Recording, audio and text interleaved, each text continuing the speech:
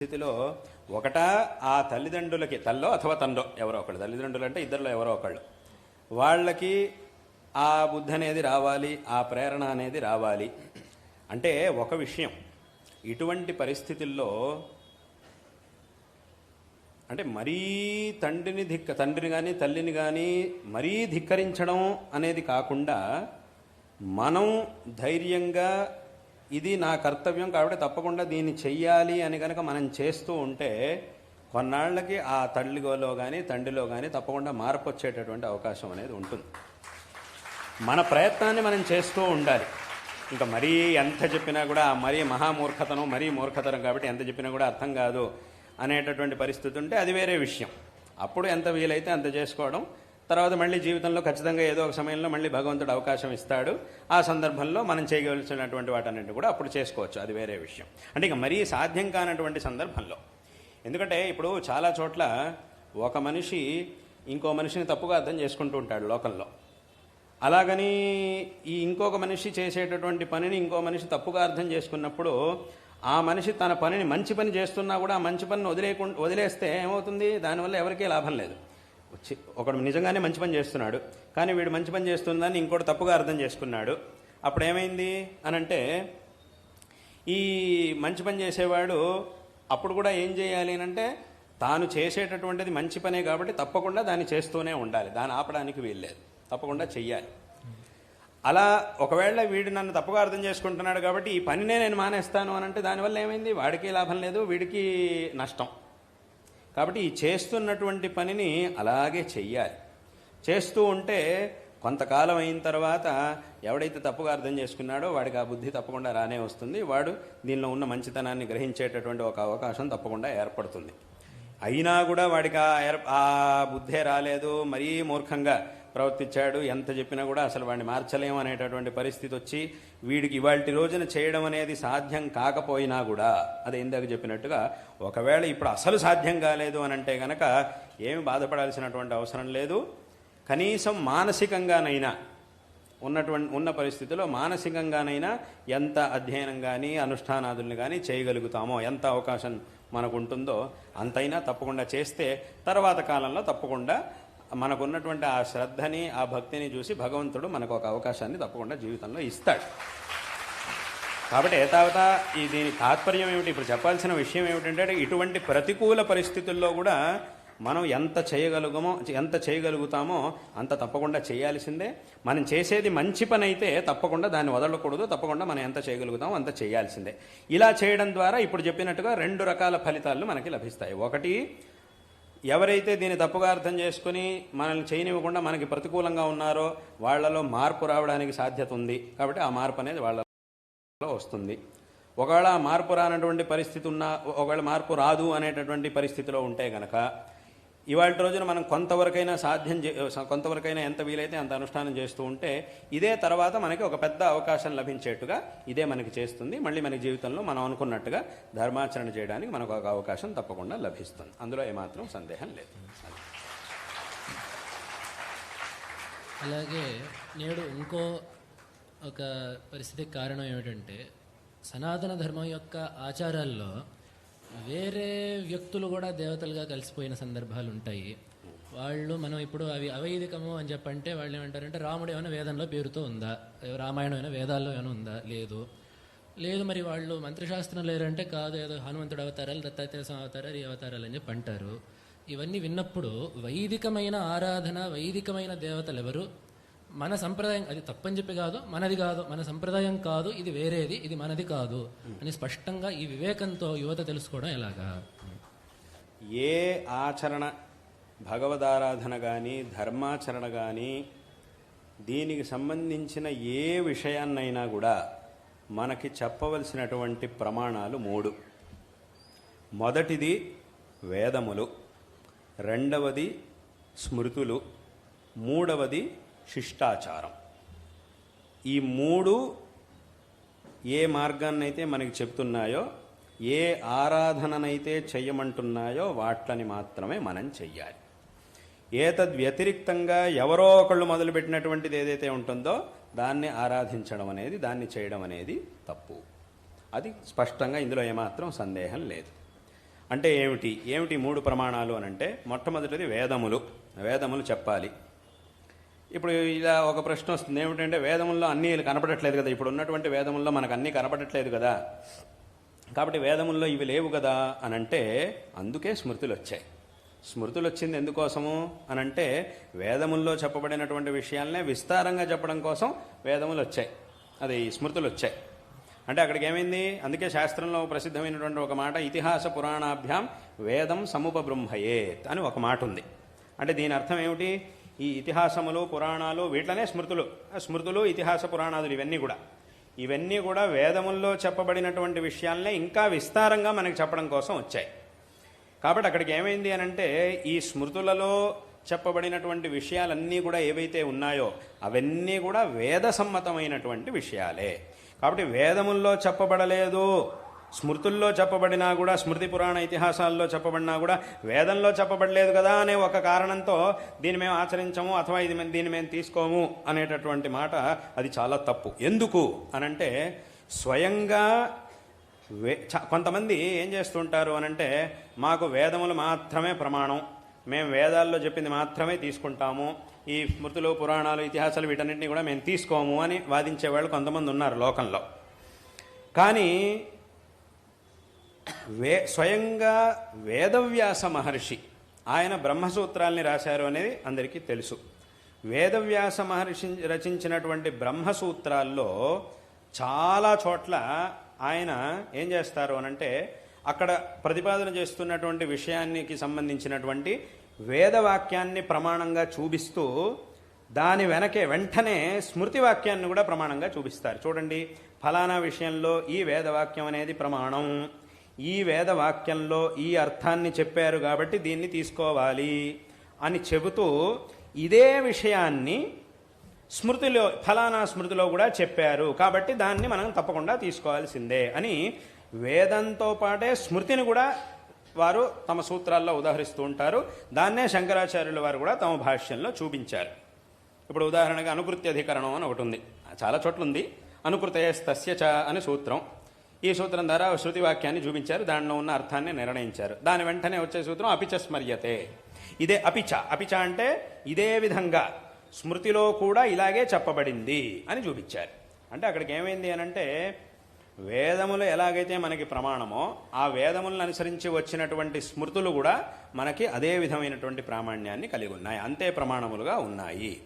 కాబట్టి కొన్ని విషయాలు వేదముల్లో లేవు, కనపడట్లేదు, కానీ స్మృతుల్లో ఉన్నాయి అని అంటే తప్పకుండా మనం దాన్ని తీసుకోవాల్సిందే అనేటటువంటి విషయంలో ఏమాత్రం సందేహం లేదు.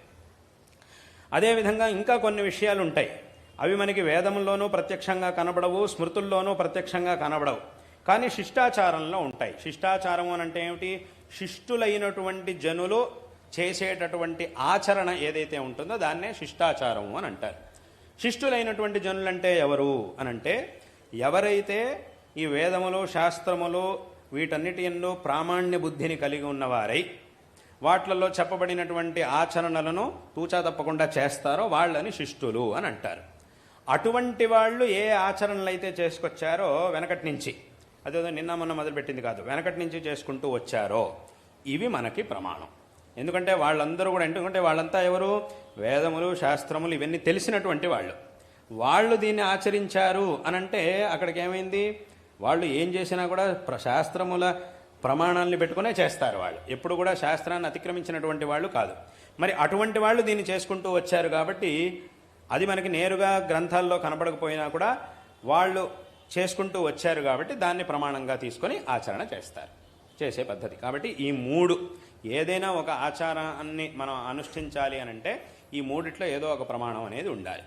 ఈ 3 చెప్పబడనటువంటివి ఏవైతే ఉంటాయో వాట్లని మూఢనమ్మకాలు అని అంటారు, వాట్లని మూఢనమ్మకాలు అని అనాలి. కాబట్టి ఏం ఆచరణ చేసినా కూడా ఈ 3 ఎక్కడైనా చెప్పబడి ఉండాలి, అలా చెప్పబడినప్పుడు మాత్రమే దాన్ని మనం ఆచరించాలి.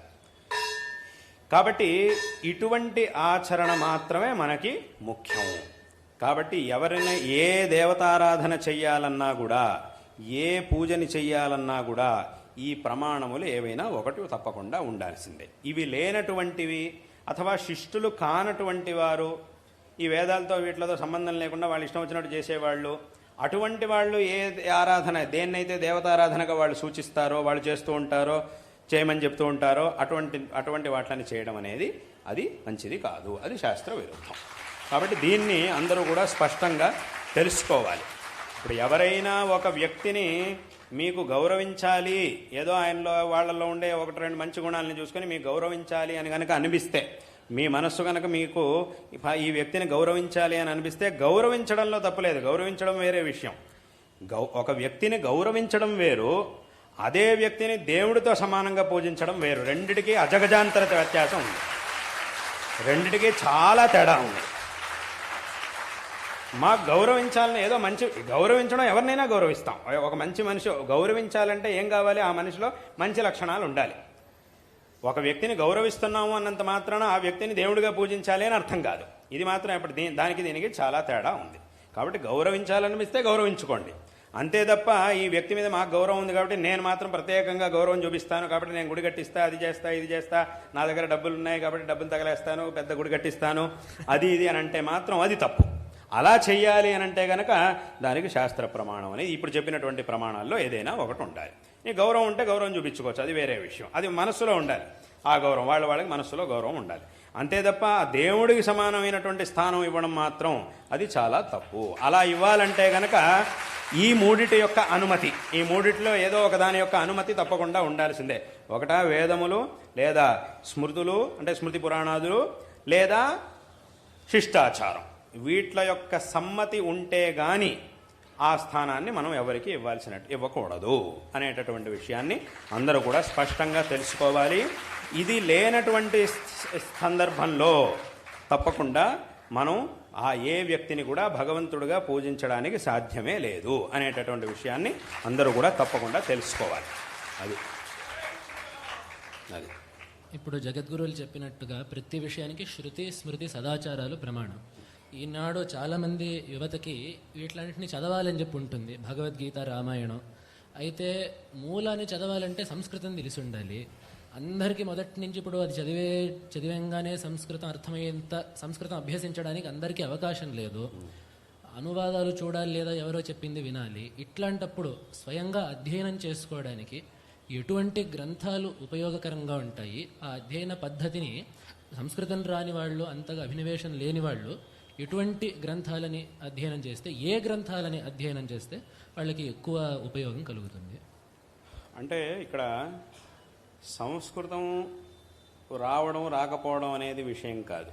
సంస్కృతం వచ్చినా రాకపోయినా ఈ భగవద్గీతాది గ్రంథాలనే చదవాలి. ఎందుకు అనంటే ఈ గ్రంథముల యొక్క గొప్పతనం, అంటే ఆ భగవంతుడు ఉపదేశించినటువంటి భగవద్గీత కావచ్చు, అథవా శంకరాచార్యుల వారు రచించినటువంటి ఎన్నో గ్రంథాలు, ప్రకరణ గ్రంథాలు, స్తోత్రాలు, ఇవన్నీ కూడా ఉన్నాయి.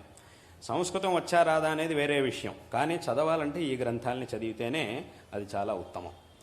అయితే సంస్కృతం రాదు కదా, చదివితే ఏమిటి ఉపయోగం అని చాలామందికి అనిపించవచ్చు. ఎందుకంటే చదివినప్పుడు, ఒక గ్రంథం చదివినప్పుడు అది అర్థమైతే కదా ఉపయోగం. అది అర్థం కాకుండా దాన్ని చదివితే ఏమిటి ఉపయోగం అని అనిపిస్తుంది చాలామందికి. కానీ అర్థం కాకుండా చదివితే ఏమిటి ఉపయోగం అనేది మిగతా గ్రంథాల విషయాల్లో ఉండొచ్చు, కానీ ఈ భగవద్గీత అథవా శంకరులు రచించినటువంటి గ్రంథాల విషయంలో మాత్రం ఆ మాటకు అవకాశం లేదు. ఎందుకంటే ఈ గ్రంథముల యొక్క గొప్పతనం ఏమిటి అనంటే అవి అర్థం కాకపోయినా కూడా ప్రతిరోజు వాటిని కనుక పారాయణ చేశాము అనంటే మనకి తెలియనటువంటి ఒక అలౌకికమైన సంస్కారం ఖచ్చితంగా మనకు ఏర్పడుతుంది. అందులో ఏ విధమైనటువంటి సందేహం లేదు. అదే ఈ గ్రంథముల యొక్క గొప్పతనం. ఇప్పుడు ఉదాహరణకి భగవద్గీత గ్రంథం ఉంది, దాని యొక్క గొప్పతనం ఎంత? చాలా గొప్పది ఆ గ్రంథం. ఎందుకు అంటే దాని గొప్పతనం ఎంత అనే విషయం గురించి ఎక్కువ వివరించకుండా ఒక మాటలో చెప్పాలంటే, ఎన్నో గ్రంథాలు ఉన్నాయి మన శాస్త్రంలో, మన ధర్మంలో, మన పరంపరలో. కానీ ఎన్ని గ్రంథాలున్నా కూడా ఒక గ్రంథానికి జయంతిని ఆచరించడం అంటే అది భగవద్గీతకి మాత్రమే మనం ఆచరిస్తాం. గీతా జయంతి అని ప్రతి సంవత్సరం ఇప్పుడే ఇంకా రాబోతోంది, కొన్ని నెల రోజుల్లో వస్తుంది. మార్గశిర శుక్ల ఏకాదశి రోజు గీతా జయంతి అని ఆచరిస్తాం. ఏదో వ్యక్తులకి జయంతిలోనే ఆచరించేది ఉంది, కానీ ఒక గ్రంథానికి ఎక్కడైనా గీతా జయంతి అని ఆచరిస్తామా అనంటే అది భగవద్గీతకి మాత్రమే ఆచరిస్తాం. ఎందుకు అలాగా? ఏమిటా గ్రంథం యొక్క గొప్పతనం అంటే ఇదే గొప్పతనం. అది ఆ భాష అనేది రాకపోయినా కూడా ఆ వాక్యములు మన నోటి నుంచి వెలువడినాయి, ఆ వాక్యములు మన నోటి నుంచి మన చేత ఉచ్చరింపబడినాయి అనంటేనే చాలు ఆ గ్రంథం యొక్క ఆ శబ్దములకు ఉన్నటువంటి గొప్పతనమే అది. ఎందుకంటే యా స్వయం పద్మనాభస్య ముఖపద్మాద్వినిశ్రుత అని ఈ గీత యొక్క మహిమ గురించి చెప్పారు. స్వయంగా భగవంతుడి యొక్క ముఖారవిందం నుంచి వచ్చినటువంటిది ఈ భగవద్గీత. కాబట్టి ఇదే చాలు దీని యొక్క గొప్పతనాన్ని చెప్పడానికి. కాబట్టి ఏ శబ్దములనైతే భగవంతుడు నేరుగా ఉచ్చరించాడో అదే శబ్దాల్ని మనం భగవద్గీతను పఠించేటప్పుడు ఉచ్చరిస్తున్నాము అనంటే ఆ శబ్దముల వెనక భగవంతుడి యొక్క మహిమ, భగవంతుడి యొక్క అంశము తప్పకుండా ఉండనే ఉంటుంది. కాబట్టి ఆ శబ్దాల్ని గనక మనం పఠించినప్పుడు, ఆ శ్లోకాల్ని మనం పఠించినప్పుడు ఏమవుతుంది అనంటే ఆ భగవద్ అనుగ్రహం అనేది ఆ శబ్దాల వెంటే తప్పకుండా మన దగ్గరికి వస్తుంది, మనకి లభిస్తుంది అనేటటువంటి విషయంలో ఏమాత్రం సందేహం లేదు. కాబట్టి దీన్ని చక్కగా రోజు భగవద్గీతని పారాయణ చేయడం, అథవా శంకరాచార్యుల వారు రచించినటువంటి ఆ స్తోత్రముల్ని, చిన్న చిన్న ప్రకరణ గ్రంథాలని వాటన్నింటినీ కూడా పఠించడం అనేటటువంటి ఒక అభ్యాసాన్ని గనక, ఒక అలవాటుని గనక రోజు అందరూ పెట్టుకొని ఎంత వీలైతే అంత, కనీసం ఒక శ్లోకమా, 10 శ్లోకాలా, ఒక అధ్యాయమా, ఒక స్తోత్రమా, ఏదైనా సరే కొన్ని శ్లోకాలనైనా శ్రద్ధగా పఠించేటటువంటి అలవాటును కనుక పెట్టుకుంటే తప్పకుండా కాలక్రమేణా అక్కడ చెప్పబడేటటువంటి విషయాలన్నీ కూడా మనకి తప్పకుండా తెలుస్తాయి. అందులో కొంచెం కొంచెంగా అక్కడ ఉన్నటువంటి విషయముల యొక్క పరిజ్ఞానం, పరిచయం అనేది మనకి తప్పకుండా ఏర్పడుతుంది. అలాగే ఇంత జరిగిందంటే చాలు, ఇందాక చెప్పినట్టుగా ఈ శ్లోకాలని పఠించేటప్పుడు తప్పకుండా ఆ భగవద్ అనుగ్రహం కూడా మన వెంట ఉండనే ఉంటుంది. కాబట్టి తర్వాత మన జిజ్ఞాసకి అనుగుణంగా కావలసినటువంటి గురువు తప్పకుండా మనకి లభిస్తాడు. ఆ ఒక అవకాశాన్ని, ఆ ఒక ఏర్పాటుని భగవంతుడే తప్పకుండా చేస్తాడు. ఖచ్చితంగా ఆ భగవంతుడే మనకి గురువుని చూపిస్తాడు. ఎందుకంటే ఇప్పటి కాలంలో ఏదో గురువు పేరుతో చాలామంది ఉండొచ్చు. గురువు అసలు ఈ గురువు అనే శబ్దానికే విలువ పోయింది చాలా చోట్ల. ఏం గురువు, ఏమిటి సమాచారం, ఏంటి విషయం, ఎలా నడుస్తోంది అని ఈ గురువు అనే శబ్దాన్ని ఇలాంటి అర్థాల్లో ఇంత నాశనం చేశారు ఈ పదానికి. వాడు ఇంకోటితో మాట్లాడేటప్పుడు ఏం గురువు బాగున్నావా అని మాట్లాడుతున్నారు ఈ మధ్యకాలంలో. ఇలా మాట్లాడుతున్నారు అంటే గురువు శబ్దానికి ఉన్నటువంటి మర్యాదను మొత్తం తీసేసి ఇలా మాట్లాడుతున్నారు ఇప్పటి కాలంలో. అంటే అయినా కూడా అక్కడికి ఏమైందంటే ఈ గురువు అనేటటువంటి శబ్దానికి ఉన్న విలువనంతా తీసేసి ఇలా మాట్లాడుతున్నా కూడా ఇటువంటి పరిస్థితిలో కూడా గురువు అని పేరు పెట్టుకున్న వాళ్ళు చాలామంది ఉన్నా కూడా నిజమైన గురువులు కూడా ఖచ్చితంగా ఉండనే ఉన్నారు. నిజంగా అధ్యయనం చేసినటువంటి వాళ్ళు ఉన్నారు, చెప్పేటటువంటి వాళ్ళు కూడా అక్కడక్కడ ఖచ్చితంగా ఉన్నారు. అయితే మనం వెతుక్కొని వెళ్ళాలి. వెతికి అలా ఆ సరైనటువంటి గురువు దగ్గరికి మనం పెద్దల మార్గదర్శనాన్ని పొంది సరైనటువంటి వాళ్ళ నుంచి తెలుసుకొని అటువంటి గురువుని మనం ఆశ్రయించాలి. ఆ మార్గాన్ని ఇప్పుడు చెప్పినట్టుగా వీటిని పఠించేటప్పుడు ఆ భగవంతుడు తప్పకుండా మనకు ఆ మార్గాన్ని చూపిస్తాడు అనేటటువంటి విషయంలో ఏమాత్రం సందేహం లేదు. అదేవిధంగా ఈ గ్రంథముల్లో ఉన్నటువంటి విషయాల్ని ప్రతిపాదన చేస్తూ అక్కడ ఉన్నటువంటి విషయాల్ని చెప్తూ కొన్ని గ్రంథాలని, కొన్ని పుస్తకాలని, ప్రామాణికమైనటువంటి వ్యక్తులు రచించినటువంటి కొన్ని పుస్తకాలు ఉండనే ఉన్నాయి. అదేవిధంగా ఇప్పటి కాలంలో ఉపన్యాసాలు సరైనటువంటి పండితులు, సరైనటువంటి సంప్రదాయంగా అధ్యయనం చేసినటువంటి పండితులు చేసేటటువంటి ఉపన్యాసాలు, ఇవన్నీ కూడా ఇప్పుడు ఆన్లైన్ మాధ్యమంలో చాలామంది చూస్తూనే ఉంటారు. ఇప్పుడు మేము ఇక్కడ చేసేటటువంటి ప్రవచనాలే ఎంతోమంది ఎక్కడో చాలా చోట్ల చూస్తుంటారు, మా దగ్గరికి వచ్చి చెప్తుంటారు, మీ ప్రవచనం మేము చూసాము. వాళ్ళు ఇక్కడ ఉన్నటువంటి వాళ్ళు కాదు, ఎక్కడో ఉన్నటువంటి వాళ్ళు, కానీ మేము చూసాము అని చెప్తున్నారు. చెప్పినటువంటి విషయాల్ని కూడా తెలుసుకోగలుగుతున్నారు. ఇంకా మన పండితులు వాళ్ళందరూ కూడా చేసేటటువంటి చాలా చోట్ల మన యొక్క సంస్థ ద్వారా ఏర్పరిచేటటువంటి కార్యక్రమాల్లో కూడా చెప్పేటటువంటి ప్రవచనాలు అందరూ కూడా చాలా చోట్ల వింటున్నారు. అటువంటి ప్రామాణికమైనటువంటి వ్యక్తుల నుంచి ప్రవచనాలను విని చాలా విషయాన్ని మనం తెలుసుకోగలుగుతాం. ఈ రకంగా ఉన్నటువంటి మార్గాలన్నింటినీ కూడా ఉపయోగించుకొని, సరైనటువంటి మార్గాలను ఉపయోగించుకొని తప్పకుండా ఈ మార్గంలో ముందుకెళ్ళడానికి అవకాశం అనేది అందరికీ ఉండనే ఉన్నది. కాబట్టి ఈ గ్రంథాలని చదవడం అనేది చాలా ముఖ్యం. ఒకటి భగవద్గీత, 2 శంకరాచార్యుల వారు రచించినటువంటి ప్రకరణ గ్రంథాలు. వీటి నుంచి మొదలు పెడితే తర్వాత ఇంకా మనం ఉత్కృష్టమైనటువంటి స్థితికి వెళ్ళగలుగుతాం. కాబట్టి ఈ గ్రంథాలని పఠించాలి. అర్థం తెలిసినా తెలియకపోయినా, భాష వచ్చినా రాకపోయినా ఆ శబ్దాలని పఠిస్తే చాలు. తద్వారా మనకు ఒక విధమైనటువంటి మంచి సంస్కారం అనేది ఏర్పడుతుంది. ఆ సంస్కారమే ఈ మార్గంలో మనం ముందుకెళ్ళి మన లక్ష్యాన్ని చేరుకోవడానికి తప్పకుండా ఉపయోగపడుతుంది అనేటటువంటి విషయంలో ఏమాత్రం సందేహం లేదు.